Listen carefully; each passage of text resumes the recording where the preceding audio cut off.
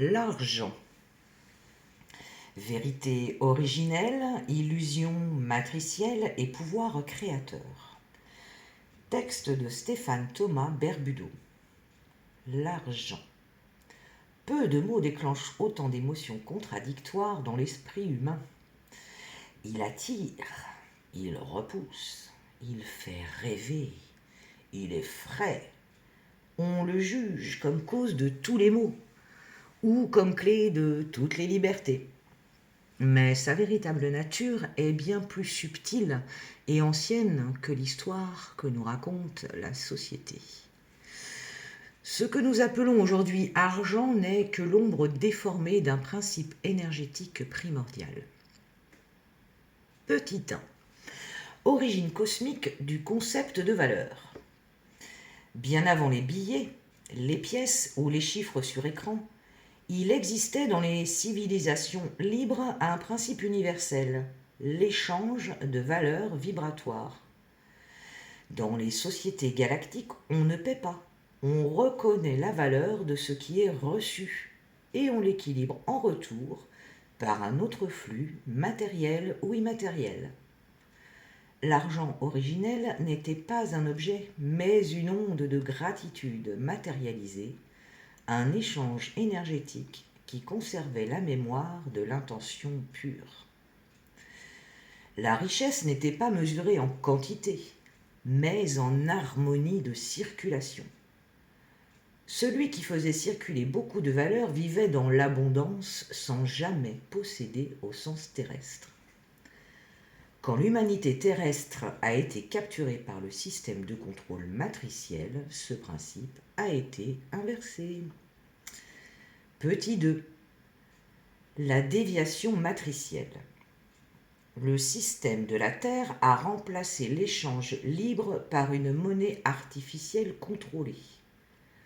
Créée ex nihilo par des entités bancaires privées, prêtée contre intérêt, ce qui crée une dette perpétuelle que personne ne peut rembourser dans son intégralité.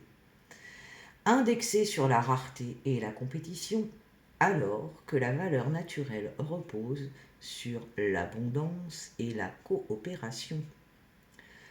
Utilisé comme instrument de contrôle des masses, celui qui contrôle l'argent contrôle l'accès aux ressources vitales.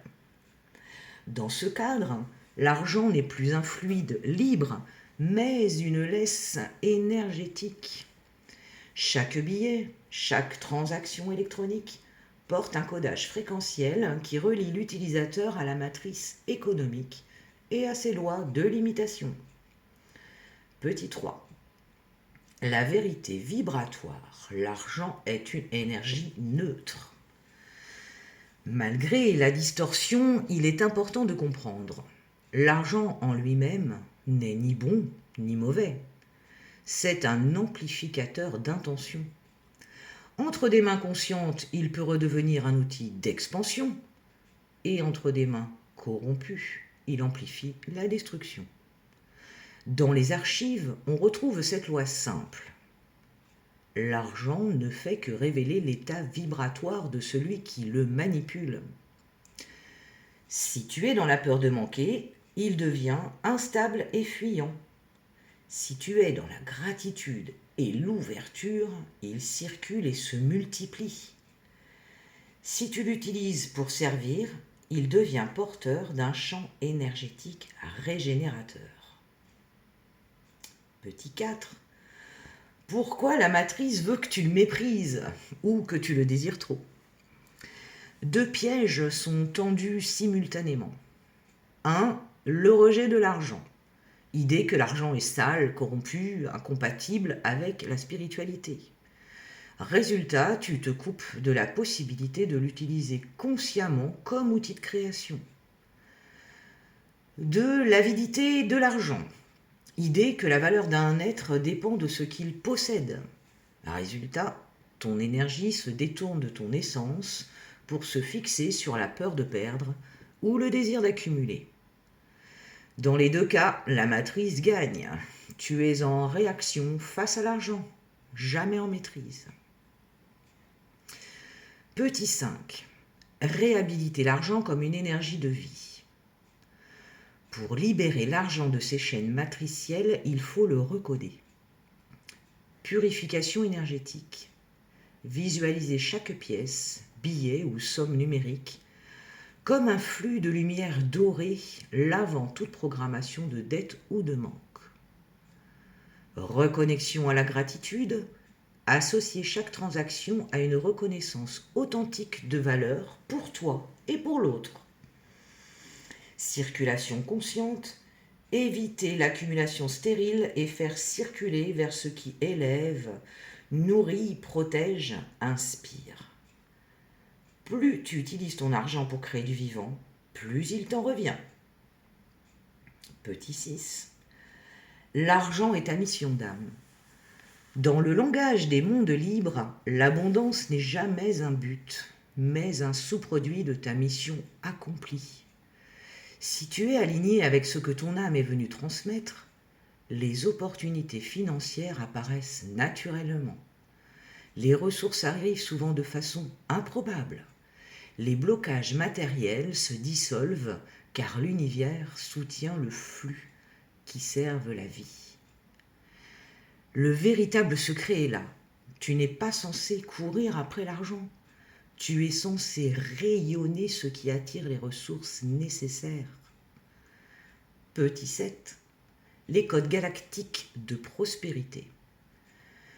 Dans les civilisations libérées, il existe des mantras vibratoires et des gestes d'activation qui rétablissent le lien entre l'argent et l'énergie source. L'un d'eux que tu peux utiliser chaque matin dit « Je suis le flux vivant de la valeur infinie. Ce que je donne revient multiplié. Ce que je reçois s'amplifie dans la lumière. » En le répétant en état méditatif, visualise un courant doré circulant entre ton cœur, tes mains et le monde sans interruption. 8. Conclusion. Reprendre la maîtrise. L'argent n'est pas ton ennemi, mais il n'est pas non plus ton maître. Il est le miroir de ton rapport à la vie. Lorsque tu guéris ta relation à l'argent, tu guéris aussi ton rapport à l'abondance, à la sécurité, à la liberté. Le secret final est celui-ci. L'argent est une illusion qui devient réelle quand tu y mets ton énergie. Libère ton énergie et tu libéreras aussi l'argent. Mantra d'intégration. Je suis libre, je suis abondance, je suis créateur de valeurs vivantes. Rituel d'activation rapide. Prends une pièce ou un billet, place-le entre tes mains, souffle dessus en imaginant que tu y insuffles la lumière de ton cœur, et chaque fois que cette somme circulera, elle portera ton code